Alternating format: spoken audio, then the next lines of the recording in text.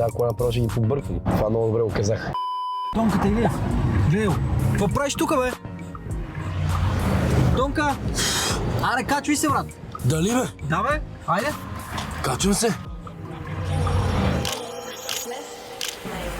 Знаеш, че тази кола е подарявана с Mobile Fox. Няма как. Подарък за Black Friday. Купувай си кейс от сайта и реално получаваш кола. За един кейс мога да спечеля това Порше. Да, ти возил ли си се в Порше? Водил съм се в много коли, ама в Порше точно не знам дали съм се возил. Обиши високите скорости. Аз съм против това нещо, защото има много инциденти на пътя и стават много лоши работи. А знаеш колко внимателно карам? Разкажи ми малко повече за себе си. Занимавам се в момента и аз не знам с какво се занимавам. Записах някакъв университет, мъчим се в този университет. Да, ги мъчим, те ме мъчат. Какви сте амбициите в живота? Си изградя едно хубаво, здраво семейство и да съм такъв, който да не се притеснява за нещата в живота, разбираш? Това много добре го казах. Според теб трябва ли един мъж да е минал през едно Порше, за да бъде така, си скефил на макс? Разбира се, как особено ако е на Mobile Fox. И особено ако е спечелено. Това би посъветвал всички млади хора, които ни гледат сега. Вярвайте в себе си, вярвайте в мечтите си, не се отказвайте от абсолютно нищо, което имате. Вярвайте, че може да спечелите такова Порше, защото това Порше е едно и то от Mobile Fox. Хареса ли ти возенето? Хареса ми Поршето.